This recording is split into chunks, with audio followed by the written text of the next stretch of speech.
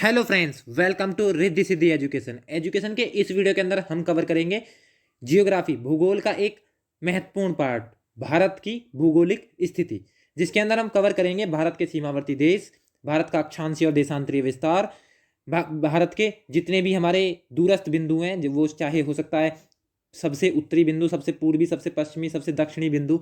ठीक है, उसके अंदर भारत का फैलाव, भारत के अंदर मैदानी भाग कितने हैं, भारत के अंदर जो हमारा पहाड़ी पर्वतीय भाग है वो कितने परसेंटेज है, भारत के अंदर जो पठारीय भाग है, प्लेटू का भाग है, वो कितना है भारत के अंदर। ठीक है, जितने भी भारत से रिलेटेड तथ्य हैं जो भारत की भौगोलिक स्थिति पे बन सकते हैं, वो सारे हम इस वीडियो के अंदर कवर करेंगे। आइए शुरू करते हैं। सबसे पहले बात करें तो भारत के भूगोल के अंदर हम सबसे बेसिक चीजें देखेंगे। क्षेत्रफल की बात करें तो भारत का क्षेत्रफल कितना है? 32,87,263 किलोमीटर स्क्वायर। सीमावर्ती देश की बात करें तो बहुत हैं, जैसे चाइना हो गया, बांग्लादेश हो गया, पाकिस्तान हो गया, नेपाल हो गया, भूटान हो गया, बांग्लादेश देख लिया हमने, उसके अंदर श्रीलंका हो गया, मालदीव हो गया, चाइना हो गया। ये क्या है? सीमावर्ती देश है। सबसे ज़्यादा सीमा की बात करें तो सबसे ज़्यादा सीमा किसके साथ लगती है? वो लगती है हमारी बांग्लादेश के साथ, 4,096 किलोमीटर स्क्वायर। ठीक है, बात करें सबसे कम किसके साथ लग रही है तो सबसे कम लगती है हमारी 106 किलोमीटर किसके साथ? वो आ जाएगी हमारी अफगानिस्तान के साथ। ठीक है, बात करें अक्षांशीय विस्तार तो अक्षांशीय विस्तार कितना हो जाएगा हमारा? अक्षांशीय विस्तार देखेंगे, देशांतरीय विस्तार देखेंगे। ठीक है, अक्षांशीय विस्तार 8 डिग्री 4 मिनट से लेके हमारा 37 डिग्री 6 मिनट तक है, वो हम आगे देखेंगे। दूरस्थ बिंदु की बात करें तो सबसे पूर्वी, सबसे पश्चिमी, सबसे उत्तरी, सबसे दक्षिणी बिंदु। सबसे पूर्वी बिंदु की बात करें तो वलांगू हो सकता है हमारा, किबीथू हो सकता है। सबसे पश्चिमी तो हमारा सरक्रिक भी हो सकता है, जो ऑप्शन के अकॉर्डिंग देखेंगे हम, सरक्रिक या फिर गोरमाता। उसके बाद सबसे उत्तरी बिंदु की बात करें तो इंदिरा कॉल। सबसे दक्षिणी बिंदु की बात करें, स्थल के अंदर आ जाएगा कन्याकुमारी, और ऑल ओवर कितना आ जाएगा हमारा? वो आ जाएगा हमारा इंदिरा पॉइंट, जिसे हम पिग्मेरियन पॉइंट के नाम से भी जानते हैं। मानक रेखा की बात करें तो भारत की मानक रेखा कहाँ से जाती है? 82 हाफ से मिर्जापुर, या फिर बोल सकते हैं इलाहाबाद के नैनी जिले से। ठीक है, उसके बाद बात करें भारत की कर्क रेखा, तो कर्क रेखा से जाने वाले कितने राज्य हैं हमारे? 8 राज्य हैं। या तो ट्रिक से याद रखो, मित्र पर गमछा झार। ठीक है, तो मैं से मिजोरम, त्रे से त्रिपुरा, पर से पश्चिम बंगाल और राजस्थान, गमछा गे से गुजरात, मैं से मध्य प्रदेश, छ से छत्तीसगढ़, झ से झार से झारखंड। ठीक है, झारखंड राजस्थान। ठीक है, तो यहां से जाएगी, या फिर सीधा सीधा याद रखो मैप, यदि क्लियर है माइंड में तो मैप से याद रखो। सबसे पहले कहां से स्टार्ट होगी हमारी? गुजरात, उसके बाद गुजरात के बाद थोड़ा सा पोर्शन राजस्थान, फिर उसके बाद मध्य प्रदेश, मध्य प्रदेश से अलग हुआ छत्तीसगढ़, छत्तीसगढ़ से आ गया क्या आ जाएगा हमारा? झारखंड, झारखंड के बाद पश्चिम बंगाल, पश्चिम बंगाल के बाद मिजोरम और त्रिपुरा। तो ये कितने राज्य से निकल के जाएगी? ये जाएगी हमारी 8 राज्य से। ठीक है, तो ये क्या आ जाएगी हमारी? कर्क रेखा से जाने वाले राज्य, वो हम आगे देखेंगे भी। ठीक है, उसके बाद बात करें विश्व में भारत का स्थान, तो भारत के स्थान की बात करें तो पहली बात तो ये पता होना चाहिए हमें कि एशिया महाद्वीप में अवस्थित है। कहाँ पे? एशिया महाद्वीप के अंदर अवस्थित है भारत। ठीक है, और एक दक्षिण एशियाई देश है, मतलब कि एक सार्क कंट्री है। सार्क कंट्री के अंदर बात करें तो सीधे सीधा वैसे तो बहुत ट्रिक होती है, लेकिन विदाउट ट्रिक मैप के माध्यम से याद रखें। सबसे नीचे से जाओ, सबसे नीचे क्या है दक्षिण में? हमारा मालदीव, मालदीव के बाद श्रीलंका, श्रीलंका के बाद भारत, भारत के बाद पाकिस्तान, पाकिस्तान के बाद अफगानिस्तान, अफगानिस्तान के बाद पूर्व में जाएंगे तो नेपाल, फिर भूटान, फिर बांग्लादेश। तो 8 राज्य हैं, आठ आठ कंट्री है हमारी। कहाँ? काठमांडू, नेपाल में इसका क्या है? मुख्यालय है। तो सीधा सीधा याद होना चाहिए मैप के माध्यम से। ठीक है, तो भूलने के चांस ही नहीं है। बात करें संपूर्ण विश्व, संपूर्ण विश्व के जो क्षेत्रफल है, क्षेत्रफल की दृष्टि से 2.4% हमारा कहाँ पे लाई कर रहा है? हमारे भारत में लाई कर रहा है। कितना? 2.4% पूरे विश्व के क्षेत्रफल के। जनसंख्या की बात करें तो पूरे विश्व का 17.5% जनसंख्या कहाँ निवास करती है? भारत के अंदर, 2011 की जनगणना के अनुसार। यदि क्षेत्रफल की दृष्टि से बात करें तो भारत का 7वां स्थान है। किस किस के बाद? इसकी ट्रिक क्या है? रुक, चीन, अब आ भारत। तो रूस, कनाडा, संयुक्त राज्य अमेरिका, चीन मतलब चाइना, उसके बाद ब्राजील, ऑस्ट्रेलिया, उसके बाद 7वां स्थान किसका है? भारत का है। ठीक है, उसके बाद बात करें हम भारत में ही, तो ये इसका विस्तार क्या है? पहले सिंपल तरीके से देख सकते हैं, भारत के 43% क्या है? मैदानी भाग है, जो कि सबसे ज्यादा है। उसके बाद बात करें 29.3% भारत का पर्वतीय और पहाड़ीय भाग है। उसके बाद बात करें भारत का 27.7% भाग पे क्या है? पठार, मतलब कि प्लेटू है। कितने राज्य हैं? 28 राज्य और 8 यूनियन टेरिटरी, मतलब कि केंद्र शासित प्रदेश। ठीक है, फिर यदि बात करें साइड की, तो इसमें जो बेसिक चीजें दे रखी हैं उसके अंदर देखें तो सबसे पहले देखते हैं हम, सबसे पहले आएगा हमारा भूगोलिक आकृति। तो भूगोलिक आकृति कैसी है इनकी? तो ये है हमारी चतुष्कोणीय भारत की भूगोलिक आकृति। यदि बात करें क्षेत्रफल की, तो क्षेत्रफल कितना है? 32,87,263। बात करें भूगोलिक विस्तार की, तो भूगोलिक विस्तार में यदि बात करें उत्तर से दक्षिण इसका विस्तार कितना है? तो वो आ जाएगा हमारा 3214 किलोमीटर, और पूर्व से पश्चिम विस्तार 2933 किलोमीटर। ठीक है, उसके बाद बात करें अवस्थिति की, तो अवस्थिति कहाँ है हमारा? हिंद महासागर के उत्तर में। उसके बाद बात करें देशांतरीय विस्तार, तो देशांतरीय विस्तार कहाँ पे है, कहाँ पे लाई करता है, ये लाई करेगा हमारा पूर्वी गोलार्ध। ठीक है, देशांतरीय विस्तार देखें तो कहाँ पे लाई करेगा, पूर्वी गोलार्ध के अंदर। और यदि बात करें हम अक्षांशीय विस्तार की, तो अक्षांशीय विस्तार में कहाँ लाई करेगा, ये करेगा हमारा उत्तरी गोलार्ध में। ठीक है, तो मतलब कि भारत की अवस्थिति की बात करें तो भारत की अवस्थिति कहाँ है, उत्तर पूर्वी गोलार्ध में। ठीक है, मतलब कि जो हमारा जो ऊपर की तरफ देखें, दक्षिण की तरफ देखें तो आ जाएगा हमारा नॉर्थ हेमिस्फीयर और ईस्ट हेमिस्फीयर, मतलब कि नॉर्थ ईस्ट हेमिस्फीयर में क्या है, लाई करेगा हमारा भारत। ठीक है, हमने भारत की विशिष्ट तथ्य देख लिए, मतलब कि अवस्थिति के बारे में। ठीक है, उसके बाद बात करें तो मैंने ये भी बताया कि भारत का जो 43% भाग है उस पर मैदान है, 29.3% भाग पे क्या है, पर्वत और पहाड़ियां हैं, और 27.7% भाग पे क्या है, प्लेटो। ठीक है, और कितने राज्य हैं टोटल, राज्य 28 हैं और 8 यूनियन टेरिटरी हैं। पहले 29 थी, 29 राज्य थे और 9 यूनियन टेरिटरी थी। 9 में 2 मर्ज हुई हमारी 26 जनवरी 2020 में, तो वो कौन सी होगी, दादर नागर हवेली दमन एंड दीव। उसके बाद एक राज्य कन्वर्ट हो गए, 2 केंद्र शासित प्रदेश मतलब यूनियन टेरिटरी बना दी, किसने, जम्मू कश्मीर ने। उसमें से 2 यूनियन टेरिटरी जम्मू कश्मीर और लद्दाख निकल गई। कब की बात है ये, 31 अक्टूबर 2019 की। ठीक है, बात करें कुछ इसमें क्या है, कुछ भारत के अंदर जो उत्तर पूर्वी, जिन्हें हम 7 सिस्टर बोलते हैं, उत्तर पूर्वी राज्य हैं, जैसे अरुणाचल प्रदेश हो गया, असम हो गया, मेघालय हो गया, मणिपुर हो गया, मिजोरम हो गया, त्रिपुरा हो गया, नागालैंड, इन्हें बोलते हैं हम 7 सिस्टर। ठीक है, तो इनकी अवस्थिति याद होनी चाहिए, माइंड में होना चाहिए बिल्कुल क्लियर। ठीक है, जैसे बांग्लादेश, मेघालय की बात करते हैं, मेघालय किसी के साथ भी सीमा नहीं बना था सिवाय बांग्लादेश के। ठीक है, जैसे अरुणाचल प्रदेश हो गया, उसके नीचे नागालैंड, फिर मणिपुर, फिर मिजोरम, फिर उसके बराबर में त्रिपुरा तीनों तरफ से बांग्लादेश से घिरा हुआ है। असम एकमात्र ऐसा राज्य है जो कि सारे जितने भी हमारे उत्तर पूर्वी राज्य हैं सबसे सीमा बनाता है। तो ये तथ्य इसके बारे में सिंपल जो तथ्य हैं एग्जाम के पॉइंट ऑफ व्यू से भी इंपॉर्टेंट है, ये हमें याद रखने हैं। उसके बाद बात करते हैं हम टॉपिक की अपने की, तो क्या आएगा हमारा, सबसे पहले देखते हैं अक्षांश है क्या। तो अक्षांश की बात करें तो अक्षांश विषुवत रेखा से उत्तर या दक्षिण स्थित किसी भी बिंदु से पृथ्वी के केंद्र पर मापी गई कोणीय दूरी को क्या बोल देंगे हम, ये बोल देंगे हम अक्षांश। ठीक है, बात करें अक्षांशीय रेखा, तो अक्षांशीय रेखा क्या हो जाएंगी, अक्षांशीय रेखा हो जाएंगी पृथ्वी के चारों ओर पूर्व से पश्चिम दिशा में विषुवत रेखा के समांतर खींची गई काल्पनिक रेखाएं। ये सब काल्पनिक ही है, मतलब कि अपनी अवस्थिति, मान लिया कोई प्रशांत महासागर में जाकर डूब गया। ठीक है, तो अब इतना बड़ा हमारा पूरी पृथ्वी है, इस पर हमें कैसे पता चलेगा कि प्रशांत महासागर में भी कौन से जगह पे है, तो हम उसे क्लियर कर लेंगे कि ये इस अक्षांश और इस देशांतर के बीच में, जैसे मान लिया एक रूम है, उस रूम के अंदर हम एक कुर्सी रखी है बीच में, तो उसकी पोजीशन कैसे डिफाइन करेंगे हम, तो उसकी पोजीशन डिफाइन करने के लिए क्या चाहिए हमें, 2 कोऑर्डिनेट चाहिए। तो हम क्या करेंगे, एक कोऑर्डिनेट ले लेंगे, हम मान लिया ये एक्स कोऑर्डिनेट है और ये वाई कोऑर्डिनेट है। ठीक है, इसके बीच में यहाँ पे मान लिया ये कुर्सी रखी है, तो हम देखेंगे इसके अंदर कि इसकी एक्स कोऑर्डिनेट से कितनी दूरी है, फिर देखेंगे इसकी वाई कोऑर्डिनेट से कितनी दूरी है, तो हमें क्या पता चल जाएगी, हमें इसकी स्थिति पता चल जाएगी इन 2 कोऑर्डिनेट की वजह से। सेम यही तरीका है अक्षांश और देशांतर रेखाओं का, ये काल्पनिक रेखाएं हैं, रियल में ऐसी कोई रेखाएं हमारी एग्जिट नहीं करती हैं। ठीक है, बस स्थिति को डिफाइन करने के लिए हमने क्या बना दी है, काल्पनिक रेखाएं मान ली है। ठीक है, यदि बात करें अक्षांश रेखाएं, तो अक्षांश रेखाएं होती हैं 179, देशांतर रेखाएं पूछे कोई कितनी होती है तो वो 360। ठीक है, तो वो हम आगे देखेंगे भी। यदि बात करें, हमने अक्षांश देख लिया, अक्षांश किसे कहते हैं, उसके बाद हमने देख लिया अक्षांश रेखाएं क्या हैं। उसके बाद बात करते हैं भूमध्य रेखा, मतलब कि जिसे हम विषुवत रेखा, इक्वेटर या फिर हमारा विषुवत रेखा, तो पृथ्वी को 2 बराबर भागों में जो बांटती है रेखा, विभाजन करती है अक्षांश रेखा। ठीक है, तो वो हो जाएगी हमारी, किसे क्या बोलते हैं, भूमध्य रेखा, विषुवत रेखा, 0 डिग्री लाइन या फिर इक्वेटर। बात करें उत्तरी अक्षांश रेखाएं, यदि बात करें हम स्टार्टिंग में सबसे पहले भूमध्य रेखा, तो भूमध्य रेखा क्या है हमारी, इक्वेटर 0 डिग्री लाइन है, तो इसके यदि ऊपर चलेंगे उत्तर की तरफ तो आ जाएंगे उत्तरी अक्षांश, और दक्षिण में चलेंगे दक्षिण की दिशा में तो दक्षिण रेखा क्या आ जाएंगी हमारी, दक्षिण अक्षांश रेखाएं।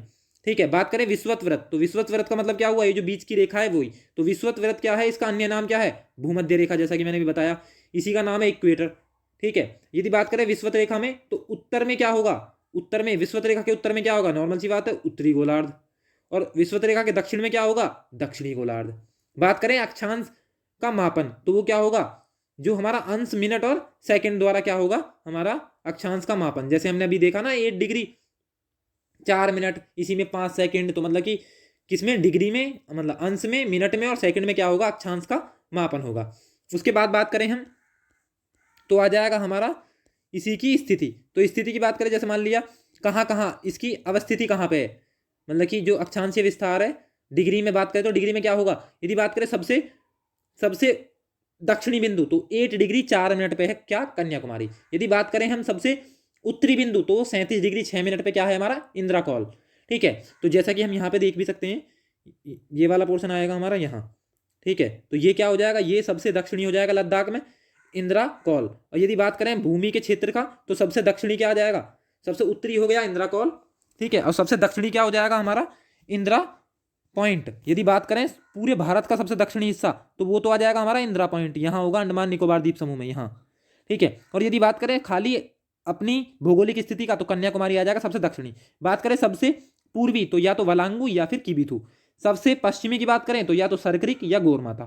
ठीक है, तो ये अक्षांशीय, यदि बात करें अक्षांशीय विस्तार, इसके अंदर भी यदि हम देखें अक्षांशीय विस्तार कितना होगा और हमारा जो देशांतरीय विस्तार है वो कितना होगा, तो अक्षांश रेखा यदि बात करें हम अक्षांश की तो यहाँ पे तो होगा 8 डिग्री 4 मिनट, सबसे नीचे वाला जो पोर्शन होगा वहाँ होगा 6 डिग्री 4 मिनट और ऊपर होगा 37 डिग्री 6 मिनट। ये तो हो गया इसका अक्षांशीय विस्तार। बात करें देशांतरीय विस्तार तो यहाँ होगा 68 डिग्री 7 मिनट और यहाँ होगा हमारा 97 डिग्री 25 मिनट, मतलब कि ईस्ट में। यदि बात करें पूरब में, मतलब कि 68 डिग्री 7 मिनट पूरब से लेके 97 डिग्री पूरब, 97 डिग्री 25 मिनट पूरब में ही, ईस्ट में ही हो गया इसका हमारा क्या, देशांतरीय विस्तार। अब जो हमारा अक्षांशीय विस्तार है वो है 8 डिग्री 6 मिनट, 8 डिग्री 4 मिनट से लेके 37 डिग्री 6 मिनट, कहाँ पे, उत्तर में, मतलब कि दोनों में नॉर्थ लगा हुआ है क्योंकि नॉर्थ में ही है भारत का विस्तार। ठीक है, और जो बीच से जाती है रेखा वो क्या हो जाएगी हमारी, वो हो जाएगी भूमध्य रेखा। ठीक है, तो ये देख लिया हमने इसी के अंदर। यदि बात करें अक्षांश रेखाएं होती कितनी है, ठीक है, तो अक्षांश रेखाएं कितनी होंगी टोटल की बात करें तो कुछ अक्षांश का मतलब क्या है, 1 डिग्री के अंतराल में खींची गई अक्षांश रेखाओं का क्या मतलब है, टोटल देखेंगे तो हमारी दक्षिणी गोलार्ध में 89, उत्तरी गोलार्ध में 89, तो कितनी हुई, ये हो गई हमारी 168। फिर उसके बाद बीच में एक भूमध्य रेखा, तो भूमध्य रेखा को भी जोड़ देंगे तो कितनी हो जाएंगी, ये हो जाएंगी हमारी 179, तो 179 रेखाएं हुई। उसके बाद हमारा क्या होगा, एक पॉइंट भी होगा। जैसे बात करें हम होती क्या है अक्षांश रेखा, जैसे मान लिया ये हमारी पृथ्वी है, पूरी अर्थ है, तो इसके बीचों बीच से जो जाएगी ये क्या है, ये हमारी भूमध्य रेखा है। ठीक है, भूमध्य रेखा मतलब कि 0 डिग्री लाइन है। ठीक है, अब इसके अलावा जितनी भी रेखाएं ये क्या हैं, ये हमारी अक्षांश है। ऐसी कितनी रेखाएं होंगी, 79, 79। फिर नीचे भी क्या होंगी, 79। ठीक है, तो इसका मतलब क्या हुआ, इसका मतलब ये हुआ कि हमारी बीच वाली जो है ये है भूमध्य रेखा, विषुवत रेखा 0 डिग्री लाइन या फिर इक्वेटर, इसे जोड़ लिया जाए तो 179 रेखाएं होंगी हमारी अक्षांश रेखाएं। ठीक है, अब इनके बीच की डिस्टेंस की बात करें तो इनके बीच की डिस्टेंस कितनी होती है वो देख लेते हैं हम। तो इन एक अक्षांश रेखा के बीच की जो दूरी है वो होती है हमारी 111 किलोमीटर। कितनी, 111 किलोमीटर। ठीक है, मतलब कि इनके बीच का जो गैप है वो कितना होगा, 111 किलोमीटर होगा हमारा एक अक्षांश के बीच में। टोटल कितनी होगी यदि पॉइंट भी नाप लिए जाओ, क्योंकि हमें पता है कि जो नॉर्थ पोल साउथ पोल है ये तो पॉइंट है, लाइन लाइन नहीं है ना, इस वजह से इन्हें हम लाइन के अंदर काउंट नहीं कर रहे। तो ये पॉइंट भी, यदि पॉइंट भी कंसिडर कर ले तो 181 हो जाएंगे, क्योंकि ये भी पॉइंट है हमारा और ये भी पॉइंट है, इस वजह से हम 179 लाइन मान रहे हैं अक्षांश रेखाएं। ठीक है, तो ये हमने देख लिया कितनी लाइन होंगी। विषुवत वृत्त को मिला लिया जाए तो उत्तरी गोलार्ध में कितनी अक्षांश रेखाएं, 89, दक्षिणी गोलार्ध में कितनी अक्षांश रेखाएं, 89, और एक हमारी विषुवत रेखा। ठीक है, कितनी हो गई, 179 रेखाएं होंगी टोटल अक्षांश रेखाएं, यदि नॉर्थ पोल और साउथ पोल को हटा दिया जाए तब। ठीक है, अब यदि बात करें टोटल जो अक्षांशीय, यदि मान लिया हम अक्षांशीय विस्तार देख रहे हैं तो अक्षांशीय विस्तार में तो हमने देख लिया कि इतना इतना विस्तार है अक्षांशीय विस्तार। फिर बात करेंगे देशांतर की भी। ठीक है, तो बात करें पहले आएगी हमारी जो देशांतर की बात करें तो जो पड़ी रेखाएं हैं, पड़ी मतलब कि लेटी हुई रेखाएं हैं, जैसे मान लिया हमें भी देखते हैं, जैसे इसी डायग्राम के अंदर देखते हैं तो ये क्या होगा, ये है पड़ी रेखाएं, जैसे कि इक्वेटर है तो ये पड़ी रेखाएं हैं लैटिट्यूड, पड़ी हुई मतलब कि लेटी हुई रेखाएं लैटिट्यूड, इन्हें बोलते हैं अक्षांश रेखाएं। और ये जो खड़ी रेखाएं, खड़ी लॉन्ग रेखाएं हैं, लॉन्ग, तो लॉन्ग रेखाओं को क्या बोल देंगे, लॉन्गिट्यूड। तो ये क्या है, ये है हमारी लॉन्गिट्यूड मतलब कि देशांतर रेखाएं। इन देशांतर रेखाओं के अंदर भी क्या होगा, यदि टोटल बात करें तो टोटल कितनी होती हैं, ये 360 होती हैं। ठीक है, और यदि एक डिग्री देशांतर पूरा करने में हमें 4 मिनट का समय लगता है। ठीक है, और यदि बात करें टोटल कितनी हुई तो 360 डिग्री हो गया टोटल, और एक को कवर करने में कितना लग रहा है टाइम हमारा, 4 मिनट। देखो जैसे कि इसका कॉन्सेप्ट क्या है, इसका कॉन्सेप्ट है कि टोटल एक देशांतर को कवर करने मतलब एक देशांतर में 1 डिग्री कवर करने में हमें कितना टाइम लग रहा है, 4 मिनट। तो टोटल कितनी डिग्री होती है हमारी, 360 डिग्री। तो 360 डिग्री मल्टीप्लाई बाई क्या हो जाएगा हमारा 4, तो कितना हो जाएगा, ये हो जाएगा हमारा 1440 मिनट। तो टोटल कितना हुआ ये हो गया 24 घंटे, 24 घंटे। ठीक है, तो टोटल कितना टाइम लगता है? 24 घंटे पूरा, मतलब कि रोटेशन करने में। हम बोलते हैं ना सूरज के चारों तरफ जो परिक्रमा कर रही है इसे बोलते हैं परिक्रमण काल, रिवॉल्यूशन टाइम। यदि बात करें हम जो अपने अक्ष पर जो पृथ्वी घूम रही है इसे बोलते हैं हम रोटेशन, मतलब कि पृथ्वी का घूर्णन। तो घूर्णन कितने घंटों में पूरा करती है? 24 घंटे में। ठीक है, तो ये कॉन्सेप्ट हमारा क्लियर हो गया। यदि बात करें जो जीएमटी है हमारा ग्रीनविच मीन टाइम है, उससे कितने घंटे आगे है? 5.5 घंटे। वो हम आगे देखेंगे। ठीक है, कैसे आगे है, कितना आगे है, फिर उसके बाद देखते हैं हमारा अगला। तो बात करें देशांतर रेखाएं, तो देशांतर रेखाएं क्या है? ये असमांतर रेखाएं हैं, मतलब कि जैसे कि हमारी अक्षांश रेखाएं समांतर थी भूमध्य रेखा के, ये समांतर नहीं होती। इसका मतलब क्या हुआ? ये असमांतर रेखाएं हैं। ठीक है, बात करें परिभाषा की, तो परिभाषा क्या है इनकी? प्रधान यामोत्तर के पूर्व एवं पश्चिम में पूर्व एवं पश्चिम में उत्तर और दक्षिण ध्रुव को मिलाने वाली काल्पनिक रेखाओं को क्या बोलेंगे हम? इन्हें बोलेंगे हम देशांतर रेखाएं। ठीक है, जैसा कि हम ऊपर देख सकते हैं इन दोनों डायग्राम के अंदर, ये हो गया और ये। ठीक है, तो ये क्या है? देशांतर रेखाएं। बात करें ध्रुवों से विषुवत रेखा की ओर, इनकी जो चौड़ाई है, मतलब कि इनके बीच का जो गैप है वो बढ़ता चला जाएगा। ध्रुवों पर सबसे कम मतलब 0, और जैसे जैसे हम भूमध्य रेखा की तरफ जाएंगे सबसे ज्यादा। और भूमध्य रेखा पे कितना होता है सबसे ज्यादा? कितना? 111.3 किलोमीटर। ठीक है, तो वो सबसे ज्यादा होता है। तो क्या होगा? ध्रुवों से विषुवत रेखा की ओर क्या होगा? देशांतर रेखाओं के मध्य की जो दूरी है वो हमारी बढ़ती चली जाएगी, वृद्धि होती चली जाएगी। बात करें विषुवत रेखा पर दो देशांतर रेखाओं के मध्य अधिकतम दूरी होती है, तो हमारा जो इक्वेटर है, भूमध्य रेखा है, विषुवत रेखा है, उस पर सबसे ज्यादा होती है। वो कितनी होती है वो मैं बता चुका, 11.3 किलोमीटर। ठीक है, जैसे वहां पे अक्षांश रेखाओं के बीच की दूरी कितनी थी? 111 किलोमीटर। ऐसे यहाँ पे दो देशांतर रेखाओं के बीच की मैक्सिमम दूरी कितनी होगी? 111.3 किलोमीटर। ठीक है, तो ये भी देख लिया। ठीक है, देशांतर रेखाओं में बात करें हम पूरी, तो जो हमारी ग्रीनविच मीन टाइम है, ठीक है, तो उससे कितना आ गया हमारा? जो हमारी मानक रेखा है, जो हमारी इंडियन स्टैंडर्ड टाइम लाइन है, मतलब कि 82 डिग्री हाफ से होकर जाएगी। ठीक है, तो वो कितनी आगे है? उससे 5.5 घंटे, 5 घंटे 30 मिनट आगे है। ठीक है, तो यदि मान लिया टोटल की बात करें तो वो जाती किससे है? जो हमारी IST है, इंडियन स्टैंडर्ड टाइम है, वो जाएगी हमारी उत्तर ने मध्य को छुआ, मतलब कि उत्तर प्रदेश, मध्य प्रदेश, छत्तीसगढ़, उड़ीसा और आंध्र प्रदेश से होकर गुजरेगी। ठीक है, 82 हाफ जो है वो हमारी। ठीक है, कहाँ से? इलाहाबाद के नैनी, या फिर बोल सकते हैं मिर्जापुर से होकर गुजरती है। ठीक है, वो भी देख लेंगे। अब बात करते हैं भारत के विस्तार में सबसे पूर्वी, इसके जो दूरस्थ बिंदु है वो। तो दूरस्थ बिंदु में हमने अभी देखा, सबसे उत्तरी बिंदु, 37 डिग्री 6 मिनट पे क्या आ जाएगा? इंदिरा कॉल। उसके बाद सबसे दक्षिणी बिंदु, भूमि जो इसका टेरिटरियल एरिया है भारत का, उसके अंदर आ जाएगा हमारा कन्याकुमारी, 8 डिग्री 4 मिनट। उसके बाद बात करें हम टोटल मुख्य भूमि से अलग जो आइलैंड वगैरह इन्हें भी कवर कर लेते हैं, अंडमान निकोबार द्वीप समूह कवर करेंगे, तो आ जाएगा हमारा इंदिरा पॉइंट, सबसे दक्षिणी पार्ट है, उसे पिग्मेलियन पॉइंट के नाम से जाना जाता है। बात करें सबसे पूर्वी बिंदु, तो वो आ जाएगा यहाँ, इसका नाम होगा क्या? वलांगू या किबीथू। फिर उसके बाद सबसे पश्चिमी बिंदु की बात करें तो सबसे पश्चिमी बिंदु, ये दोनों गलत हो गया, ये पूर्वी देशा, हाँ दोनों हैं पूर्वी देशांतर में, ये उत्तरी देशांतर, क्योंकि जो भारत लाई करेगा वो कहाँ लाई करेगा? यदि ये बात करें ये हमारा ग्लोब है, तो इस ग्लोब के अंदर भारत की स्थिति बात करें तो ये हो गया हमारा क्या? अक्षांशीय देशांतरीय विस्तार। तो भारत जो लाई कर रहा है हमारा, वो लाई कर रहा है यहाँ, मतलब कि ये पूरब उत्तर, उत्तर में देखा थे उत्तरी अक्षांश में ही है, और यदि बात करें पूरब में तो पूर्वी अक्षांश। तो ये भी इनके साथ लगाना है, गलती हो जाएगी वरना। उत्तरी अक्षांश 8 डिग्री 4 मिनट उत्तरी अक्षांश से लेकर 37 डिग्री 6 मिनट उत्तरी अक्षांश, ये विस्तार है उत्तर से दक्षिण या दक्षिण से उत्तर। बात करें 68 डिग्री 7 मिनट पूर्वी देशांतर से लेकर 97 डिग्री 25 मिनट पूर्वी देशांतर, ये है इसका पश्चिम से पूर्व विस्तार भारत का। ठीक है, तो ये भी देख लिया हमने। यदि बात करें इसी के अंदर हमने बताई जो हमारी मानक रेखा है ग्रीनविच मीन टाइम से जो 5.5 घंटे आगे है, वो जो है ये मानक रेखा है, कहाँ से जाएगी? इलाहाबाद के नैनी से, प्रयागराज के नैनी से, या फिर मिर्जापुर से होकर गुजरती है। ट्रिक क्या है? कहाँ कहाँ से गुजरेगी? उत्तर प्रदेश, मध्य प्रदेश, छत्तीसगढ़, उड़ीसा और आंध्र प्रदेश, उत्तर ने मध्य को छुआ, ये हो जाएगी इसकी ट्रिक। ठीक है, उसके बाद बात करें विशिष्ट तथ्य, तो भारत की अवस्थिति हम देख चुके, कहाँ पे है? उत्तरी गोलार्ध में, मतलब कि पूर्णतः कहाँ पे है भारत? तो ये हमने अभी देखा कहाँ पे? हमारा उत्तर में। ठीक है, और वैसे देखें तो वैसे कहाँ जाएगा? पूरब में। तो उत्तरी पूर्वी गोलार्ध में क्या है? भारत की अवस्थिति है। ठीक है, कहाँ पे? यहाँ। ठीक है, तो ये है हमारी भारत की स्थिति कहाँ पे? उत्तरी पूर्वी गोलार्ध के अंदर, ये रहा। ठीक है, तो ये हो जाएगा हमारा उत्तरी पूर्वी गोलार्ध। ठीक है, इसके अंदर क्या हो जाएगी? भारत की अवस्थिति। ठीक है, तो उत्तरी गोलार्ध में तो है ही, और वैसे पूर्वी गोलार्ध में। बात करें हमारे विस्तार में, जो कटिबंधीय क्षेत्र है, हमें पता है कि जो हमारा जो 33 हाफ है उसके बीच नॉर्थ में भी और हमारा साउथ में भी, उसके बीच का जो एरिया है ये क्या है, हमारा उष्ण कटिबंधीय क्षेत्र है। उससे ऊपर जाएंगे तो शीतोष्ण आ जाएगा। ठीक है, फिर उसके बाद शीत कटिबंध, जैसे बात करें हम इसकी, तो देखो जैसे ये एरिया होता कैसे है, मतलब कि गर्मी उष्ण उष्ण कटिबंधीय, इनका पता कैसे चलेगा।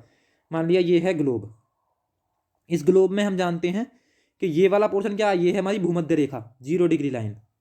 ठीक है, इससे ऊपर क्या आ जाएगी, कर्क रेखा। फिर उसके बाद क्या आ जाएगी, मकर रेखा, मतलब कि ये Tropic of Cancer, Tropic of Capricorn, कितनी हमारी 23 डिग्री हाफ। और यहाँ क्या आ जाएगा, 23 डिग्री हाफ नॉर्थ, और यहाँ 23 डिग्री हाफ साउथ। तो इसके बीच का जो एरिया है, इसके बीच के एरिया को क्या बोलते हैं हम, यही है हमारा। यहाँ पे बहुत ज़्यादा सूर्य की किरणें क्या पड़ेंगी, हमेशा लंबवत पड़ेंगी, इस वजह से ये क्या है, बहुत हीटिंग जोन है, मतलब कि ये हो जाएगा उष्ण कटिबंधीय क्षेत्र।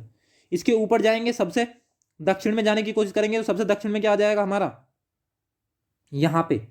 तो यहाँ क्या है, यहाँ पे क्योंकि पोल है, तो यहाँ पे हो जाएगा शीत कटिबंध, मतलब यहाँ पे कोल्ड एरिया, कोल्ड जगह होगी, ये कोल्ड ठंडा एरिया होगा। और नॉर्मल सी बात है, इनके बीच में क्या होगा, यदि इनके बीच की बात करें, ये क्या होगा, थोड़ा सा पोर्शन उष्ण, थोड़ा सा शीत, इसी वजह से बोलते हैं इसे शीतोष्ण कटिबंधीय।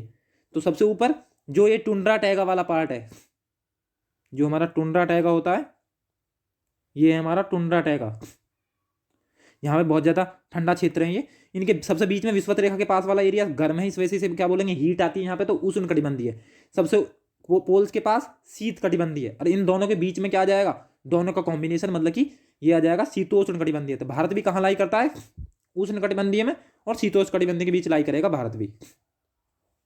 ये देख लिया हमने, उष्ण और उपोष्ण कटिबंधीय। ठीक है, उसके बाद बात करें हम भारत एवं कर्क रेखा के विशिष्ट तथ्य। हम देखो, पहले तो हमने अभी देखा Tropic of Cancer, Tropic of Cancer 23 degree, 23 degree 30 minute, या फिर बोल सकते हैं 23 हाफ उत्तरी कहाँ पे, अक्षांश के अंदर। यह है कर्क रेखा। मकर रेखा की बात करेंगे तो 23 डिग्री हाफ कहाँ जाएगा, साउथ के अंदर। ठीक है, बात करें दिन की अवधि में वृद्धि कब होगी, जब उत्तरी गोलार्ध में सूर्य की जो किरणें हैं वो उत्तरायण स्थिति कारण, मतलब सूर्य कहाँ उत्तरायण हो जाएगा, हमारा उत्तरी गोलार्ध में, तब होगा हमारा क्या, दिन की अवधि में वृद्धि। उसके बाद बात करें 21-22 जून को सूर्य उत्तरायण स्थिति में होता है सर्वोच्च बिंदु पे, तो इसी वजह से क्या होगी, वहां पे भी जो हमारी दिन की अवधि है वो इंक्रीज कर जाएगी। बात करें कर्क रेखा से गुजरने वाले, तो मैंने ट्रिक बताई, मित्र पर गमछा झाड़, या फिर सीधा सीधा याद रखो, सबसे पहले गुजरात, उसके बाद थोड़ा सा पोर्शन राजस्थान, फिर मध्य प्रदेश, फिर छत्तीसगढ़, उसके बाद झारखंड, झारखंड के बाद पश्चिम बंगाल, पश्चिम बंगाल के बाद मिजोरम और त्रिपुरा। तो वही यही चीज़ यहाँ नीचे मेंशन है, कर्क रेखा से जाने वाले राज्य। तो उसमें क्या आ जाएगा, गुजरात हो गया, राजस्थान हो गया, मध्य प्रदेश हो गया, छत्तीसगढ़, झारखंड, पश्चिम बंगाल, त्रिपुरा और मिजोरम। ठीक है, इसके बाद देखते हैं हम भारतीय मानक समय के विशिष्ट तथ्य। तो मानक समय भी मैंने बताया कौन सा, 82 हाफ। ठीक है, तो 82 हाफ किससे उतर के निकल के जा रहे थे लाइन, किन किन राज्यों से, उत्तर ने मध्य को छुआ।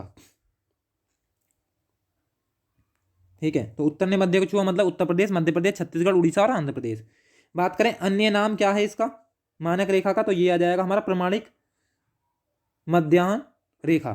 उसके बाद बात करें भारतीय मानक रेखा, तो ये जाएगी कहाँ से, 82 हाफ, वो भी कहाँ, पूर्वी देशांतर से लिया गया है। ठीक है, बात करें 82 हाफ देख लिया, तो भारत के कितने राज्यों से, 5 राज्यों से होकर जाएगी।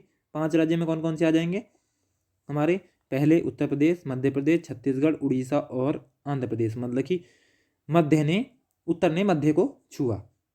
ठीक है, बात करें ग्रीनविच जो मीन टाइम है, उससे ये मानक रेखा जो हमारा समय है वो कितना आगे होगा, तो वो 5.5 घंटे आगे होगा। ठीक है, वो भी हम देख चुके।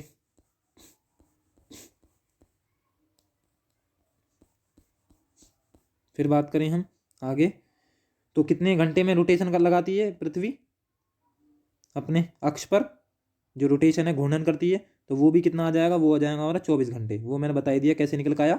एक एक जो डिग्री है वो 4 मिनट में, इसका मतलब कितनी, 360 डिग्री कितने मिनट में हो जाएंगी हमारी, वो 14 से 40 मिनट, मतलब कि 24 घंटे। उसके बाद 82 हाफ हो गया, किस किस से जाएगी, जो जगह है मेन जगह है वो कहाँ से जाएगी, उत्तर प्रदेश के नैनी प्रयागराज से, या फिर मिर्जापुर से गुजरती है हमारी कौन सी रेखा, हमारी जो मानक रेखा है, इंडियन स्टैंडर्ड टाइम लाइन। ठीक है, और ट्रिक क्या है इसकी, ट्रिक है उत्तर ने मध्य को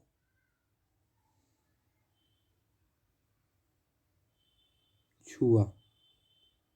ये सीधी सी सिंपल सी ट्रिक याद रखनी है, ठीक है। इससे क्या याद होगा, उत्तर प्रदेश, फिर मध्य प्रदेश, फिर ठीक है छत्तीसगढ़, फिर ऊ से उड़ीसा और आ से हमारा आंध्र प्रदेश, ठीक है। तो ये क्या हो जाएगी हमारी, ये थी हमारी सिंपल सी ट्रिक ये, ठीक है।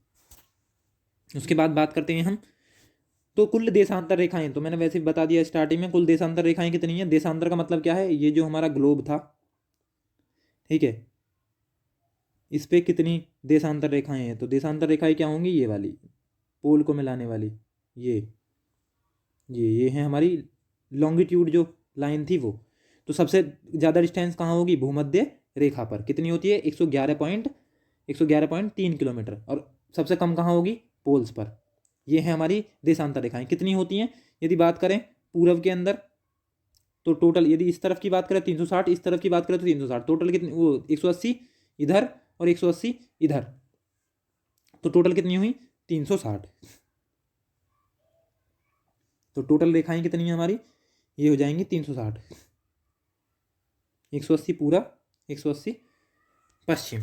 फिर बात करें महाव्रत, तो महाव्रत क्या है, सभी देशांतर रेखाओं द्वारा पृथ्वी को दो बराबर भागों में बांटा जाता है, तो उन्हें क्या बोल देंगे हम, ये है हमारे क्या, महाव्रत, ठीक है। मतलब कि देशांतर जो जितने भी हमारी रेखाएं हैं वो। उसके बाद बात करें प्रधान यामोत्तर रेखा, प्रधान यामोत्तर रेखा का मतलब क्या हुआ, जो पूर्व दिशा में जाने पर जो हमारा जीएमटी है वो क्या होगा आगे, जो प्रधान यामोत्तर है हमारी 0 डिग्री देशांतर, उससे क्या होगा, यदि उसके पूर्व में जाएंगे तो समय क्या होगा, आगे बढ़ेगा। जैसे भारत का समय कितना आगे है, 5.5 घंटे, ठीक है। ऐसे ही जब पूरब से हम पूरब दिशा से जाएंगे, ठीक है, मतलब कि पश्चिम से पूरब की तरफ जाएंगे तो समय क्या होगा, आगे बढ़ेगा, ठीक है। मतलब कि ये क्या होगा, समय क्या होगा यहाँ पे, इंक्रीज होगा, इंक्रीज, ठीक है। जब पश्चिम दिशा की ओर जाएंगे तो क्या होगा, डिक्रीज, ठीक है। बात करें इसी के अंदर, तो 0 से जो हमारा 0 से 180 डिग्री पूरब जाने पर क्या होगा, समय की गणना ग्रीनविच मध्य समय से क्या होगी, 12 घंटे आगे होगी। जब 0 से 180 पश्चिम जाएंगे तो क्या होगी, जो ग्रीनविच मध्य टाइम है उससे क्या होगी, 12 घंटे पीछे होगी। बात करें 180 डिग्री पूर्वी और 180 डिग्री पश्चिमी देशांतरों में समय का अंतर कितना होगा, नॉर्मल सी बात है, जब एक एक टोटल में 4 मिनट है और टोटल 360 है तो कितना होगा टोटल समय, 24 घंटे। इसका कैलकुलेशन हम देख चुके। फिर बात करें अंतर्राष्ट्रीय तिथि रेखा, जो काल्पनिक रेखा का संबंध किससे है, वो हो जाएगा भूपृष्ठ पर 180 डिग्री पूरब एवं पश्चिम यामोत्तर से लगभग साथ साथ, ठीक है। उसके बाद बात करें स्थलखंडों को छोड़कर, पूरे जितने भी स्थलखंड हैं उन्हें छोड़कर कहाँ पे निर्धारित की गई है, हमारे जो हमारी अंतर्राष्ट्रीय तिथि रेखा है, जो काल्पनिक रेखा है वो क्या की गई है, निर्धारित की गई है। उसके बाद बात करें हम भारत के जो सुदूर राज्य हैं, मतलब कि सबसे पूर्वी राज्य क्या है, सबसे पश्चिमी राज्य क्या है, वो मैप के माध्यम से हम देख भी चुके। यदि बात करें सबसे पूर्वी तो वो क्या है, अरुणाचल प्रदेश। और अरुणाचल प्रदेश में पूछे जगह तो वो आ जाएगा किबीथू या फिर वलांगो। सबसे पश्चिमी पूछे तो गुजरात, गुजरात में भी जगह पूछे तो क्या आ जाएगा, सरकरी या गोरमाथा। सबसे जो दक्षिणी है राज्य की बात करें तो हिमाचल प्रदेश है, जगह की बात करें तो आ जाएगा हमारा इंद्राकौल, कहाँ पे, लद्दाख में। उसके बाद बात करें सबसे दक्षिणी तो तमिलनाडु है, तमिलनाडु को कन्याकुमारी क्या है, सबसे दक्षिणी पॉइंट है हमारा, 8 डिग्री 4 मिनट, ठीक है। उसके बाद बात करें हमने उत्तरी भाग की बात करी, तो उत्तरी भाग क्या है हमारा, वो है हमारा लद्दाख। सबसे दक्षिणी भाग क्या होगा, सबसे दक्षिणी पूरे भारत का अंडमान निकोबार, जहां पे इंदिरा पॉइंट और क्या बोलते हैं उसे, पिग्मेरियन पॉइंट है, ठीक है, पूरे राज्य का। टोटल बात करें कितने राज्य और केंद्र शासित प्रदेश है, तो वो आ जाएंगे हमारे 28 राज्य हैं और 8 यूनियन टेरिटरी, केंद्र शासित प्रदेश है 9 थी। अंडमान निकोबार द्वीप समूह क्या हो गया, मर्ज हो गया 26 जनवरी 2020 में। बात करें 31 अक्टूबर 2019 में, तो लद्दाख और जम्मू कश्मीर क्या हो गए, यूनियन टेरिटरी बन गए, केंद्र शासित प्रदेश बन गए, ठीक है। तो ये देख लिया। उसके बाद बात करें यही जो हमने देखा, सबसे उत्तरी, सबसे पूर्वी, सबसे पश्चिमी बिंदु, तो सबसे उत्तरी की बात करें तो इंद्राकौल कहाँ पे, लद्दाख में। सबसे पूर्वी की बात करें किबीथू या फिर वलांगो, अरुणाचल प्रदेश में। सबसे दक्षिणी की बात करें पूरे भाग की तो वो आ जाएगा हमारा अंडमान निकोबार द्वीप समूह का इंदिरा पॉइंट, पिग्मेरियन पॉइंट। यदि बात करें हमारी स्थिति की, जो हमारा भाग है, भूभाग है, उसका कन्याकुमारी सबसे दक्षिणी बिंदु है, और सबसे पश्चिमी सरकरी या फिर हमारा गोरमाथा गुजरात में, ठीक है। तो ये क्या है, हमारे दूरस्थ बिंदु हैं, ठीक है। उसके बाद बात करें भारत के जो पड़ोसी देश हैं, तो पड़ोसी देश मैंने बताया जो जैसे कि सार्क कंट्री है हमारी, तो सार्क कंट्री में क्या आ जाएगा पड़ोसी देश के अंदर, जैसे मान लीजिए यहाँ पे क्या होगा, यहाँ पे मालदीव होगा, ठीक है, श्रीलंका से थोड़ा नीचे, पहले मालदीव, उसके बाद क्या होगा, श्रीलंका, श्रीलंका के बाद क्या होगा, भारत, उसके बाद पाकिस्तान, अफगानिस्तान, सार्क कंट्री है सारी की सारी, नेपाल, भूटान और बांग्लादेश। ठीक है, तो ये क्या है, ये सार्क कंट्री है, तो ये पड़ोसी देश में, इसमें चाइना भी है, वो भी पड़ोसी देश है। ठीक है, तो हमारे पड़ोसी देश हो गए। बात करें सीमाएं कैसी लगेंगी, दो टाइप की लगेंगी, या तो स्थल सीमा या फिर जलीय सीमा। तो बात करें दो टाइप की, उसमें भी उसके अंदर भी दो दो होंगे, या तो प्राकृतिक सीमा लग रही होगी, जैसे मान लिया हिमालय है, या फिर कोई किसी भी तरीके की प्राकृतिक, या फिर मानव निर्मित, जैसे रेड क्लिफ हो गई। रेड क्लिफ किस किस के बीच है, भारत पाकिस्तान के बीच, भारत बांग्लादेश के बीच। तो ये क्या है, ये मानव निर्मित लाइन है हमारी। तो दो प्रकार की रेखाएं होती हैं, सीमाएं होती हैं, या तो प्राकृतिक या फिर मानव निर्मित, मतलब कि या तो नेचुरल या फिर मैन मेड। बात करें भारत की भू सीमा, तो टोटल भूमि सीमा की बात करें, पहले जलीय सीमा की बात करते हैं। तो जलीय सीमा कितनी है, 7516 किलोमीटर टोटल। ठीक है, जिसमें सबसे ज़्यादा किसके साथ लगेगी जलीय सीमा, गुजरात के साथ। सबसे कम किसके साथ लगेगी, हमारे गोवा के साथ। ठीक है, और यदि बात करें भू सीमा, मतलब जो स्थलीय सीमा है, टेरेस्ट्रियल जो हमारी बाउंड्री है, उसकी बात करें तो वो भूमि सीमा इसका दुगना कर दो, जस्ट डबल। तो डबल करेंगे तो क्या आ जाएगा हमारा, 15,200 के करीब लगभग किलोमीटर की बात करें। और यदि बात करें हमारी जो जलीय सीमा है, स्थल की बात करें, हमारे अंडमान निकोबार द्वीप समूह लक्षद्वीप को ना जोड़ें तो 6100 किलोमीटर बैठेगी, और यदि इन्हें भी जोड़ लें तो आ जाएगी हमारी 7516 किलोमीटर। ठीक है, यदि बात करें इसमें मानव निर्मित, जैसा कि मैं बता चुका, मानव निर्मित में क्या आ जाएगी, पाकिस्तान वाली जो रेड क्लिफ लाइन है वो कैसी है, मानव निर्मित है। उसके बाद बात करें दिशा, तो उत्तर में कौन कौन से देश हैं, तो उत्तर की बात करें तो उत्तर में कौन कौन से देश हैं, हमारे नॉर्थ में तो वो नेपाल और चाइना। उसके बाद बात करें उत्तर पश्चिम में तो अफगानिस्तान, पश्चिम में बात करें तो पाकिस्तान, पूरब में बात करें तो बांग्लादेश और म्यांमार, और उत्तर पूरब में भूटान, और दक्षिण में बात करें तो हमारा जलीय सीमा शेयर करते हैं हम उनके साथ, जैसे हमारा श्रीलंका हो गया, हमारा मालदीव हो गया। उसके बाद बात करें भारत की मानव निर्मित सीमाएं, पाकिस्तान बांग्लादेश के बीच कौन सी है, हमारी रेड क्लिफ, ये हम देख चुके पहले। उसके बाद बात करें निकट पड़ोसी देश, तो कितने हैं, हमारे सार्क वाली कंट्री और चाइना और जोड़ दो उसके साथ, सार्क वाली कंट्री के साथ, तो क्या आ जाएगा, पाकिस्तान, भारत, चाइना, नेपाल, भूटान, म्यांमार, बांग्लादेश, मालदीव, श्रीलंका और अफगानिस्तान। ये क्या है, हमारी पड़ोसी देश हैं। ठीक है, उसके बाद भौतिक विभाजन, यदि प्राकृतिक, जो भारत के प्राकृतिक जितने भी प्रदेश हैं उनके अकॉर्डिंग यदि भौतिक विभाजन की बात करें, तो भौतिक विभाजन में क्या आ जाएगा, तो भौतिक विभाजन में क्या है हमारा, हमने ये जो पॉइंट थे, हमने जितने भी जो दूरस्थ बिंदु थे वो हमने सारे देख लिए इसके अंदर। और सबसे जैसे हमने सीमाएं देखी अभी, तो उनमें सबसे ज़्यादा सीमा बांग्लादेश के साथ 4096 किलोमीटर, सबसे कम किसके साथ, अफगानिस्तान के साथ 106 किलोमीटर। और टोटल कितने सीमा, यदि सीमावर्ती देश की, सीमावर्ती राज्य की बात करते हैं, टोटल राज्य कितने हो जाएंगे, टोटल राज्य हो जाएंगे में 17, एक हटा दिया जाए अब कितने हो जाएंगे, अब हो जाएंगे 16। ठीक है, तो इसमें हमें ये चीज़ भी याद रखनी है कि यदि बात करें बांग्लादेश, तो बांग्लादेश के साथ कौन कौन से जो राज्य हैं जो सीमा बनाएंगे, तो बांग्लादेश की बात करें तो जैसे मेघालय हो गया, त्रिपुरा हो गया, असम हो गया, मिजोरम हो गया और पश्चिम बंगाल। इसकी ट्रिक है अब मित्र में बंगले में चला।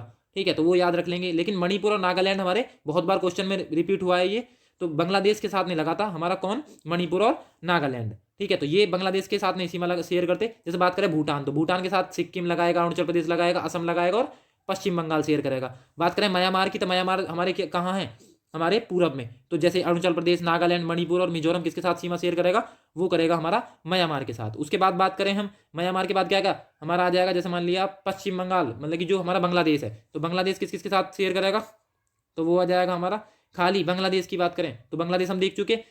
कुछ राज्य हमारे ऐसे हैं जो 3 देशों के साथ सीमा शेयर करते हैं, जैसे सिक्किम, चीन, नेपाल और भूटान के साथ शेयर करेगा। जैसे कि हम देख सकते हैं इस डायग्राम में, सिक्किम कहाँ है, सिक्किम हमारे यहाँ, तो किसके साथ करेगा, हमारा चाइना, नेपाल और भूटान के साथ। यदि बात करें हम पश्चिम बंगाल, तो ये रहा हमारा पश्चिम बंगाल, तो पश्चिम बंगाल किसके साथ शेयर करेगा, हमारा बांग्लादेश, नेपाल और भूटान के साथ सीमा क्या करेगा, शेयर करेगा। बात करें हमारा मेघालय, तो मेघालय में बता चुका, मेघालय की सीमा सिर्फ किसके साथ लगती है, सिर्फ हमारी बांग्लादेश के साथ सीमा लगेगी, किसकी, मेघालय की। ठीक है, तो वो देख लिया। जैसे तटीय देखें, जो हमारी 6100, मैंने बताया ना 6100 किलोमीटर है टोटल, जो हमारी जलीय सीमा है, जो नीचे का पोर्शन है ये वाला, ये यहाँ देख सकते हो डायग्राम में, तो ये कितना है, 6100 किलोमीटर है। यदि टोटल अंडमान निकोबार द्वीप समूह लक्षद्वीप को भी जोड़ दिया जाए तो हो जाएगा 7516 किलोमीटर। तो जैसे गुजरात हो गया, महाराष्ट्र है, गोवा, कर्नाटक। ठीक है, देखते हैं एक बार, जैसे यहाँ की बात करें, यहाँ देखते हैं मैप बना के। ठीक है, तो ये मान लिया ये मैप है। ठीक है, तो ये है पूरा। तो इसमें क्या होगा, यहाँ पे गुजरात हो गया, ठीक है, गुजरात हो गया, महाराष्ट्र हो गया, फिर उसके बाद गोवा, कर्नाटक, केरल हो गया, केरल के बाद तमिलनाडु हो गया, आंध्र प्रदेश हो गया, उड़ीसा, पश्चिम बंगाल। तो कितने हो गए, हमारे 9 राज्य हो गए जो हमारी कैसी सीमा बना रहे हैं, जलीय सीमा बना रहे हैं। और नीचे की बात करें, सबसे दक्षिण में क्या है, हिंद महासागर। बात करें सबसे पश्चिम में तो अरब का सागर, और पूरब की बात करें तो बंगाल की खाड़ी, ये जिसके साथ हमारा जो जलीय सीमा बन रही है वो वाला पोर्शन। ठीक है, तो ये देख लिया हमने। उसके बाद बात करें भारत के प्राकृतिक जो प्रदेश हैं उसमें, तो प्राचीन भूवैज्ञानिक घटनाओं के कारण अध्ययन में सहायक है। बात करें पूरा चुंबकत्व का मतलब क्या है, तो अध्ययन की एक शाखा है जिसके अंदर पृथ्वी के चुंबक क्षेत्र का अध्ययन करते हैं। ठीक है, तो ये देख लिया हमने। ठीक है, उसके बाद बात करें चट्टानों अवसादों के निर्माण के समय संरक्षित गुणों का अध्ययन भी किसके अंदर होगा, ये भी हमारा पूरा चुंबकत्व के अंदर होगा। बात करें जो अल्फ्रेड वैगनर है, जिन्होंने हमारा किसका सिद्धांत दिया था, महाद्वीपीय विस्थापन का सिद्धांत दिया था, तो वो भी प्रमाणित करते हैं इसी आधार पर, किसके, पूरा चुंबकत्व के आधार पर। ठीक है, क्योंकि पहले हमारा जो भारत था वो किसका भाग था, पहले सबसे पहले स्टार्टिंग में क्या था, यदि बात करें पूरे विश्व की, तो क्या था, ये था पिंजियामा। इसके भी दो पार्ट थे, ऊपर वाले पार्ट को बोलते अंगारा लैंड, इसे अंगारा लैंड, इसे गोंडवाना लैंड। तो पहले भारत गोंडवाना लैंड का पार्ट था। ठीक है, यदि बात करें इसके बीच में क्या था, पहले पिंजियामा, पूरे के जितना भी हमारा जलीय क्षेत्र उसे बोला करें पैंथालासा। तो इसमें भी यदि बात करें बाद में ये प्लेट टूटती चली गई, 7 कॉन्टिनेंट में डिवाइड हो गई। उसमें बात करें पहले जो सबसे बड़ी प्लेट है हमारी अफ्रीका की प्लेट, पहले अफ्रीका की प्लेट का पार्ट था भारत। ठीक है, बाद में जहाँ कहाँ किस में आ गया हमारा, जो हमारी जो एशिया की प्लेट है, बड़ी प्लेट के अंदर आ गया हमारा जो भारत है। ठीक है, पहले हमारा अंगारा लैंड का पार्ट था, अब किसका है, गोंडवाना लैंड का। ठीक है, तो ये भी देखेंगे इसके अंदर। बात करें भौतिक विभाजन में, तो प्राकृतिक प्रदेश में क्या क्या आएगा हमारा, बात करें तो इसके अंदर उत्तर के पर्वतीय क्षेत्र, पर्वतीय पहाड़ी क्षेत्र हो गए। सबसे ज्यादा क्या है, सबसे ज्यादा है मैदानी पार्ट 43%। बात करें प्रायद्वीपीय पठार, तो पठार ये भाग कितना 27%। यदि पर्वतीय पहाड़ी पार्ट की बात करें तो ये कितना हो जाएगा 29%। ठीक है, फिर उसके बाद क्या आ जाएगा हमारा तटीय भाग। तो ये क्या है, भारत का प्राकृतिक प्रदेश में क्या है, भौतिक विभाजन। ठीक है, उसके बाद बात करें भारत की प्राकृतिक प्रदेश में, पहले मैंने जैसा कि मैंने अभी बताया, पहले किसका पार्ट था, ये भारत था गोंडवाना लैंड का। ठीक है, उसके बाद ये जो पैंथालासा सागर है, उसके अंदर ये छोटी प्लेट, मतलब कि भारत की जो इंडियन प्लेट है वो किसके साथ टकराई आके, जो हमारा एशिया की प्लेट है, बड़ी प्लेट है, उसके साथ टकराई आके। ठीक है, तो ये कब की बात है, यदि बात करें मध्यवर्ती जो मध्यजीवी कल्प है, मतलब कि अब से लगभग 200 मिलियन वर्ष पूर्व।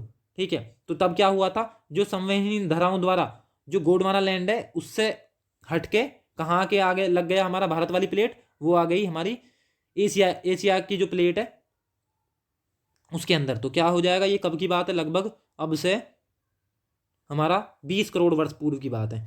ठीक है, और बात करें इसके बारे में कुछ तथ्य, तो भारतीय प्लेट का उत्तरी दिशा में विस्थापन हुआ, उत्तर की दिशा में हुआ, और इसका परिणाम क्या आया, इसका परिणाम आया कि भारत की जो प्लेट है, छोटी प्लेट है, वो यूरेशिया मतलब यूरोप प्लस एशिया की जो बड़ी प्लेट है उससे आकर टकराई, और हमारी कहाँ पे आ गई, हमारी ये आ गई कहाँ पे, अंगारा लैंड से गोंडवाना लैंड में, मतलब गोंडवाना लैंड से अंगारा लैंड में, मतलब कि दक्षिण से किसकी तरफ चली गई, शिफ्ट हो गई उत्तर की तरफ। उसके बाद बात करें गोंडवाना भूभाग के अंतर्गत क्षेत्र कौन कौन से थे, जैसे भारत, ऑस्ट्रेलिया, अफ्रीका, दक्षिणी अमेरिका और जो हमारा अंटार्कटिका है, ये थे हमारे गोंडवाना लैंड के पार्ट। यहीं से हमारा भारत आया है अंगारा लैंड में। बात करें हिमालय के पश्चिम एशिया में पर्वत श्रृंखलाओं का विकास हुआ। उसके बाद क्या हुआ, जैसे मान लिया हम एक खाली स्थान है, उसके अंदर पानी पड़ा है, मतलब कि कभी कभी देखते हैं ना कहीं पानी इकट्ठा हो गया, दोनों तरफ से पानी गिर रहा है आके वहां पे, तो क्या होगा, वहां पे जो जो वहाँ का वेस्ट मटेरियल है वो वहाँ पे इकट्ठा होता चला जाएगा, और वहाँ पे आके मान लिया 2 पत्थर हमने एक साथ गिर दिए, तो वहाँ से क्या होगा, वहाँ से जो वहाँ का जो वेस्ट मटेरियल है वो ऊपर की तरफ उठ जाएगा। जैसे मान लिया एक पेज को पकड़ते हैं हम, तो पेज को पकड़ने के बाद दोनों तरफ से उसमें फोर्स लगाओ, तो क्या होगा, उसमें वलय बन जाएंगे, मतलब पेज बीच में से क्या हो जाएगा, ऊपर की तरफ उठ जाएगा। तो इसी वजह से क्या हो गया, यहाँ पे एक वलित पर्वत का निर्माण हो गया। पैंथालासा सागर था कभी यहाँ पे हिमालय के पास पे। ठीक है, वहाँ पे जो अपना अपना गर्थ जो वेस्ट मटेरियल है, जो सारी नदियाँ वहाँ आके डालती थी, उसकी वजह से जब ये छोटी प्लेट टकराई हमारी बड़ी प्लेट से, जो हमारी जो यूरेशिया वाली प्लेट है इससे टकराई, तो ये क्या हुआ, ये जो जितना भी वेस्ट मटेरियल है ये ऊपर की तरफ उठ गया, तो इससे क्या बन गया, वलित पर्वत का निर्माण हो गया, जो नवीनतम वलित पर्वत है, क्या, जिसे बाद में क्या नाम दे दिया, हिमालय दे दिया। ठीक है, तो हिमालय नाम दे दिया, तो ये भी क्या था, ये पहले यहाँ पर तैतीस सागर हुआ करता था। ठीक है, फिर अवसादी चट्टानों की वजह से क्या हो गया, यहाँ पे हिमालय का निर्माण हो गया। ठीक है, तो ये भी क्या आएगा, ये भी भौतिक विभाजन, भारत के प्राकृतिक विभाजन के अंदर आएगा। उसके बाद बात करें प्रायद्वीपीय पठार से संबंधित तथ्य, बात करें पृथ्वी की सतह पर प्राचीनतम भूभाग। ठीक है, बात करें इसी के अंदर प्रायद्वीपीय पठार की जो जितने भी, जैसे मान लिया मेघालय का पठार है, ठीक है, तो वो किससे बना है, वो जो भ्रंश घाटी एक तरीके से भ्रंश के कारण बना है, भ्रंश मतलब दोनों तरफ से जो फोर्स लग रहा है वो। ठीक है, बात करें प्रायद्वीपीय पठार का निर्माण, तो वो किससे हुआ है, जो आग्नेय चट्टान है, आग्नेय चट्टान पहले, सबसे पहले आग्नेय चट्टान होती है, फिर रूपांतरित अवसादी चट्टानें, तो किससे हुआ है उसका निर्माण, उसका निर्माण हुआ है हमारा आग्नेय और रूपांतरित शैलों वाली ऊंची ऊंची पहाड़ियों की चोटियों से क्या हुआ है, प्रायद्वीपीय पठार का निर्माण हुआ है धीरे धीरे। बात करें सबसे सबसे ऊंचा जो, यदि बात करें सबसे ऊंची पहाड़ी, सबसे पुरानी पहाड़ी, जैसे कि हम जानते हैं भारत के अंदर क्या है, अरावली पर्वत। ठीक है, सबसे पुरानी है। यदि नवीनतम की बात करें तो नवीनतम क्या आ जाएगा हमारा, हिमालय। ठीक है, तो वो आ जाएगा हमारा हिमालय। उसके बाद बात करें हम कुछ इंपॉर्टेंट तथ्य इसी से रिलेटेड, तो वो आ जाएंगे, जैसे मान लिया इसके अंदर ही भारत का वह स्थान जहां पर बंगाल की खाड़ी, अरब का सागर और हिंद महासागर मिलते हैं, तो वो हमने देख ही लिया, सबसे दक्षिणी पॉइंट है भारत का, क्या आ जाएगा हमारा, वो आ जाएगा कन्याकुमारी, तमिलनाडु। उसके बाद बात करें वह भारतीय राज्य जो तीनों तरफ से बांग्लादेश से भरा घिरा हुआ है, ये भी मैंने बता दिया, त्रिपुरा। उसके बाद बात करें भारत और पाकिस्तान के मध्य सीमा का उदाहरण कैसा है, ये है अध्यारोपित, मतलब कि एक तरीके से कृत्रिम सीमा है। कौन सी रेखा है, रेड क्लिफ। उसके बाद बात करें भारत की मानक रेखा IST ग्रीनविच मध्य समय से GMT से कितने आगे है, तो वो आ जाएगी 5.5 घंटे। बात करें भारतवर्ष के गोवा की संख्या, मतलब कि भारतवर्ष में गांवों की संख्या, गांवों की संख्या कितनी है, 6। यदि बात करें इसी में 6,40,932 कितने हैं गांव हैं भारत के अंदर, किसके अकॉर्डिंग, ये 2011 की जनगणना के अनुसार। बात करें भारत में सबसे लंबी स्थलीय सीमा, मैंने बता दी किसके साथ, बांग्लादेश के साथ, सबसे छोटी हमारी गोवा के साथ, ठीक है। यदि सबसे बड़ी स्थलीय सीमा की बात करें तो बांग्लादेश, सबसे छोटी किसके साथ आ जाएगी हमारी, सबसे छोटी स्थलीय सीमा खाली, तो वो आ जाएगी हमारी अफगानिस्तान के साथ। सबसे छोटी और सबसे बड़ी जलीय सीमा की बात करें तो गुजरात के साथ, और सबसे छोटी जलीय सीमा किसके साथ, सबसे बड़ी, ठीक है। तो जैसे मान लिया इसी में ही बांग्लादेश दे दिया सबसे बड़ी स्थलीय सीमा, और गोवा सबसे छोटी जलीय सीमा, सबसे बड़ी जलीय सीमा गुजरात, और जो बात करें सबसे छोटी स्थलीय सीमा तो वो आ जाएगी हमारी किसके साथ, वो आ जाएगी हमारी उसके अफगानिस्तान के साथ, ठीक है। तो ये भी हम देख चुके हैं इसके अंदर ही। उसके बाद बात करें हिमालय की पूरी पर्वत श्रृंखला दर्शाती है, तो ये सबसे युवा है, तो युवा स्थलाकृति को दर्शाती है। उसके बाद बात करें अत्यधिक ऊंचे शिखर या गहरी घाटियां तथा तेज बहने वाली नदियों के संबंधित है, किससे, हिमालय पर्वत श्रृंखला से। उसके बाद बात करें पाताल तोड़ कुएं पाए जाते हैं, तो ये कहाँ आ जाएंगे हमारे, ये भी हिमालय की जो हमारी तराई क्षेत्र है वहां पे पाए जाते हैं, ठीक है। यदि बात करें इसी के अंदर भौगोलिक स्थिति के अंदर, जैसे भारत अवस्थित है, मान लिया ये है, ठीक है, मान लिया ये हमने भारत ले लिया ये, ठीक है। तो इसमें भी क्या होगा, ये पहले सबसे पहले क्या होगा, इसमें 12 नॉटिकल मील तक होगा प्रादेशिक समुद्रीय क्षेत्र, जिसे बोलते हैं हम टेरेस्ट्रियल सी, ठीक है। तो 12 नॉटिकल मील तक होगा। उसके बाद थोड़ा और 12 नॉटिकल मील और जाएंगे, मतलब कि 24 नॉटिकल मील तक होगा समीपस्थ मंडल, मतलब कि कॉन्टिजीनियस जोन। उसके बाद बात करें 200 नॉटिकल मील तक, तो यहाँ क्या होगा, मतलब बात करें टेरेस्ट्रियल सी तक तो हमारा क्षेत्र होगा, पूरा हमारा ही सागर कहा जाएगा। और भारत का वो क्षेत्र जहां तक हम टैक्स रेवेन्यू वगैरह कलेक्ट कर सकें वो समीप से क्षेत्र हो जाएगा। अपना अलग से कोई मान लिया आइलैंड बना सकते हैं, तो वो हो जाएगा हमारा अनन्य आर्थिक क्षेत्र, मतलब कि 200 नॉटिकल मील तक ये वाला क्षेत्र, 200 नॉटिकल मील मतलब एक्सक्लूसिव इकोनॉमिक जोन, ठीक है। तो ये भी क्या है, ये भी विस्तार है किसका, भारत का ही, भारत की जो हमारी जो जलीय सीमा है उसका विस्तार है ये भी, ठीक है। तो ये भी इसके अंदर ही आ जाएगा भारत के अंदर। यदि बात करें हमने जैसे कि बताया जो पर्वतीय और पहाड़ीय क्षेत्र है टोटल भारत के अंदर कितना है, वो है 29.3%। उसमें उत्तर के पर्वत भी हैं और मध्य और दक्षिण भारत के पर्वत भी हैं। जैसे उत्तर में क्या है, उत्तर में तो एक ही है हमारा मेन तो हिमालय, लेकिन यदि बात करें हिमालय के भी तो 3-4 पार्ट होंगे, ये हम नेक्स्ट वीडियो में देख कवर करेंगे। जैसे वृद्ध हिमालय, महान हिमालय, लघु हिमालय मतलब मध्य हिमालय, शिवालिक हिमालय, ट्रांस हिमालय भी होगा उसके अंदर। तो ये क्या है, ये हमारे हो जाएंगे उत्तर के हिमालय। बात करें उत्तर के पठार या पहाड़ियाँ, ठीक है, जितने भी मतलब पर्वत हैं, पर्वत पहाड़ियाँ, ये तो उत्तर की हैं। ऐसे ही दक्षिण के अंदर भी हैं, मध्य में भी हैं, ठीक है। तो यो वो सारी चीज़ें किसके अंदर कवर करेंगे हम, इसी के अंदर कवर करेंगे। तो जितना पार्ट हमारा जो बेसिक था हमारा भारत की भौगोलिक स्थिति के अंदर, वो हमने कवर कर लिया, ठीक है। आई थिंक सब कुछ समझ में आया होगा, ठीक है। थैंक यू फॉर वॉचिंग, मिलते हैं नेक्स्ट वीडियो में।